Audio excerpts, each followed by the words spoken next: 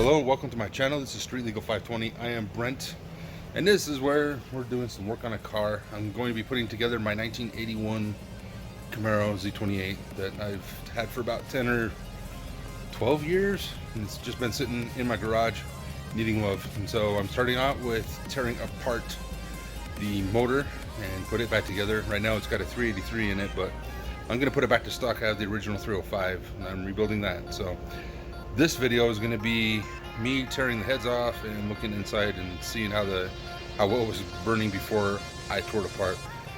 So you will see there's got a lot of buildup, and it's just what it is from a car that's that old. So anyway, I hope you enjoy watching the video of me pulling apart this motor. I'm going to go ahead and roll the footage now.